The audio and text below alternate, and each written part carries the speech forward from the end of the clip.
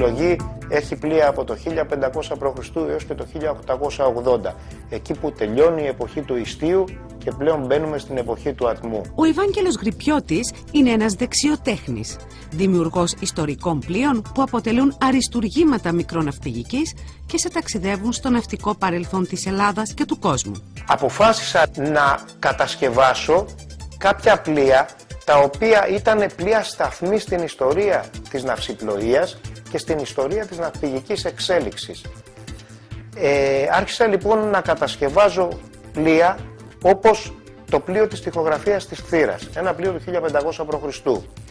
Τα περίφημα της 30 κοντόρους και της 5 κοντόρους των ομηρικών επών, τα πλοία της ελληνιστικής περίοδου, τους βυζαντινούς δρόμονες, τις αναγεννησιακές γαλέρες, τα περίφημα ποντοπόρα γαλιόνια και αργότερα με τα πλοία με τα οποία ταξίδεψαν, δούλεψαν, έκαναν χρήματα και κυριάρχησαν τόσο στη Μαύρη όσο και στη Λευκή Θάλασσα, στο Αιγαίο Πέλαγος οι Έλληνες κατά την περίοδο της τουρκοκρατίας, όπως σακολέβες, γαλιώτες, μπρίκια, ναύες, μπάρκα και άλλα. Γενικά αυτό που με μαγεύει και θέλω να αποτυπώνω είναι το κοπήλατο και το ιστιοφόρο, το ξύλινο σκαρί. Όλα τα έργα του είναι ιδιαίτερα. Πλοία σταθμή στην ιστορία της ναυσιπλοείας. Το κάθε μοντέλο είναι επιβλητικό. Έχει άρτια κατασκευή και ρεαλιστική αποτύπωση. Όλα τα υλικά είναι πρωτογενή. Δηλαδή, όπου ξύλο έχουμε ξύλο, το πανί είναι πανί, το σκοινί είναι σκοινί. Δεν υπάρχει πλαστικό, δεν υπάρχει πολυεστέρας, δεν υπάρχει τίποτα. Από το πέτσωμα του πλοίου που είναι σκληρή καρυδιά, το πέτσωμα του καταστρώματος που είναι πεύκος, τα πανιά που είναι καραβόπανο, τα σκοινιά που είναι πλεγμένο από πρώτες ύλες, από βούρλα, από κάναβη, είναι εξοπλισμένο όχι μόνο στο εξωτερικό αλλά και στο εσωτερικό του. Αν δούμε μέσα στα αμπάρια του που είναι ανοιχτά, μπορούμε να δούμε κυβότια, βαρέλια, σακιά με τα οποία μετέφεραν τα διάφορα προϊόντα εκείνη την εποχή. Στη σπουδαία συλλογή του συναντάμε άγνωστους τύπους πλοίων που υπερασπίστηκαν την εθνική κυριαρχία. Κάποια στιγμή λοιπόν, διαβάζοντας ένα βιβλίο για την εκστρατεία του Νικηφόρου Φωκά το 950-960 περίπου μετά Χριστόν για την απελευθέρωση της Κρήτης από τους Άραβες, διάβασα για τύπους πλοίων όπως Δρόμον, Πάμφυλος, Χελάνδιο, Ουσία, Μύστικο. Τύπους πλοίων οι οποίοι ήταν άγνωστοι, δεν ήταν γνώριμοι, δεν τους είχα ξανακούσει, δεν ήξερα πώς θα μπορούσαν να είναι αυτά τα πλοία και σιγά σιγά διαβάζοντας διάβασα και για άλλους τύπους πλοίων.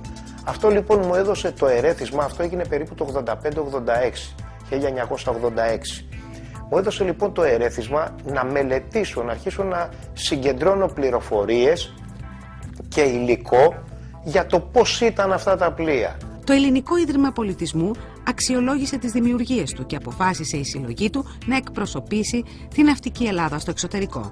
Το Ελληνικό Μουσείο της Μελβούρνης είναι εστία του Ελληνικού Ιδρύματος Πολιτισμού και εκεί γίνεται η πρώτη έκθεση, η οποία ξεκίνησε στις 22 Σεπτέμβρη του 2011 και θα ολοκληρωθεί στα τέλη του Φεβρουαρίου του 2012.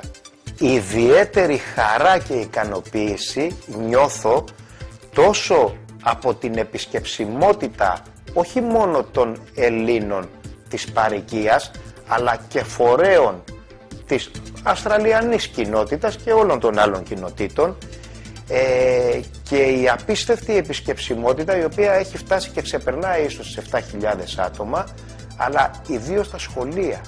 Τα σχολεία πάνε και κάνουν μάθημα για την ιστορία της ναυσιπλοείας επάνω σε αυτή τη συλλογή.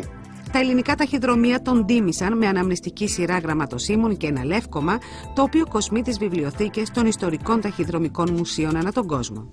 Μεγάλη στιγμή για τον καλλιτέχνη είναι η συνάντησή του με τον σκηνοθέτη Γιάννη Σμαραγδί. Είδε κάπου τη συλλογή, είναι ένας υπέροχος άνθρωπος τον οποίο θεωρώ ότι ήταν πολύ μεγάλη τύχη που τον εγνώρισα.